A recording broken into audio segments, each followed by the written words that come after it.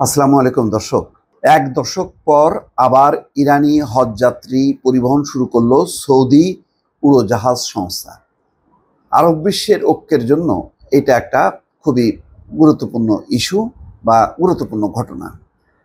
আপনারা জানেন যে আরব বিশ্বের অনৈক্যের একটি মূল কারণ হচ্ছে শক্তিশালী দুই রাষ্ট্র, শক্তিশালী দুই মুসলিম রাষ্ট্র দুই ভাগে বিভক্ত। একদিকে সৌদি আরব আর একদিকে ইরান, এবং দুই দেশের মধ্যেই খুবই দ্বন্দ্ব সংঘাত এবং কার্যত বলা যায় যে কূটনৈতিক অচলাবস্থা, কূটনীতিক বিচ্ছেদ, এই ঘটনাগুলো মারাত্মক আকার ধারণ করেছে বছরের পর বছর।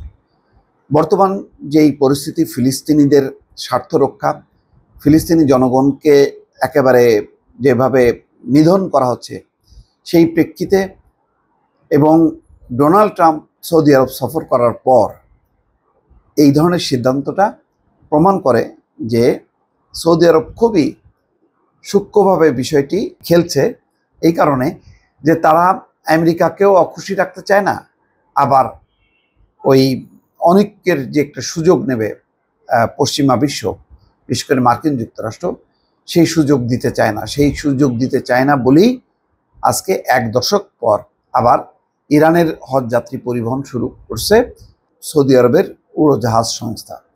সৌদি আরবের উড়োজাহাজ সংস্থা ফ্লাইনাস দীর্ঘ এক দশক পর আবার ইরানি হজযাত্রী পরিবহন শুরু করেছে।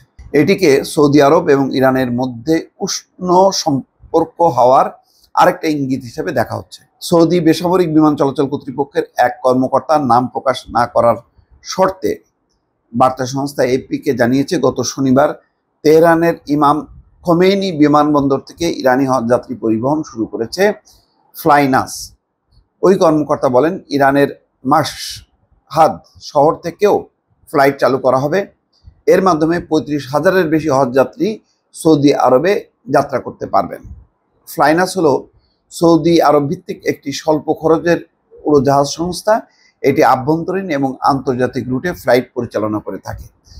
সৌদি বেসামরিক বিমান চলাচল কর্তৃপক্ষের ওই কর্মকর্তা জোর দিয়ে বলেন, এসব ফ্লাইট বাণিজ্যিক নয়, কেবল হজের উদ্দেশ্যে চালানো হচ্ছে। চলতি বছর হজের আনুষ্ঠানিকতা শুরু হবে জুন মাসের প্রথম সপ্তাহে। ইতিমধ্যে বিশ্বের বিভিন্ন দেশ থেকে হজযাত্রীরা সৌদি আরবে যাওয়া শুরু করে। 2016 সালে সুন্নি অধ্যুষিত সৌদি আরবে শিয়া ধর্মীয় নেতা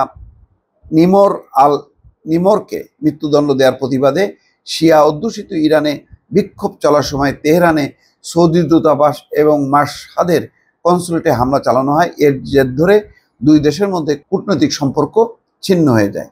সেই বছর কোনো ইরানি হজযাত্রীকে সৌদি আরবে যাওয়ার অনুমতি দেওয়া হয়নি, কারণ দুই দেশের কেউই তখন ইরানি হজযাত্রীদের জন্য প্রয়োজনীয় নিরাপত্তার ব্যবস্থা করতে পারেনি। যাই হোক, অনেক এরপরে পানি গড়িয়েছে, আরব সাগরের পানি এদিক থেকে ওদিক গড়িয়েছে। এখন যেই পরিস্থিতি, কঠিন একটা পরিস্থিতি। ডোনাল্ড ট্রাম্প বা পশ্চিমারা চায় যে আরব বিশ্ব বিভক্ত থাকুক, তাদের মধ্যে দ্বন্দ্ব সংঘাত হোক, ইসরায়েল শক্তিশালী হোক এবং ফিলিস্তিনিরা নির্মূল হোক। এবং ডোনাল্ড ট্রাম্প ঘুরে গেছেন সৌদি আরব, কাতার এবং সংযুক্ত আরব আমিরাত। তিন দেশের কোনো আরব নেতারা বলেনি যে গাজায় রক্তপাত ঠেকানোর জন্য। কিন্তু এই ইরানের সঙ্গে এই সম্পর্ক আবার চালু করার মধ্য দিয়ে একটা ইঙ্গিত দেওয়া হলো যে না, আরব বিশ্বের ঐক্য শেষ হয়নি এবং শেষ পর্যন্ত তারা ফিলিস্তিন বা মুসলমানদের পাশে দাঁড়াবে। দেখা যাক এর পরবর্তী ঘটনা প্রবাহ কি দাঁড়ায়। দর্শক ভালো থাকবেন, আল্লাহ হাফেজ।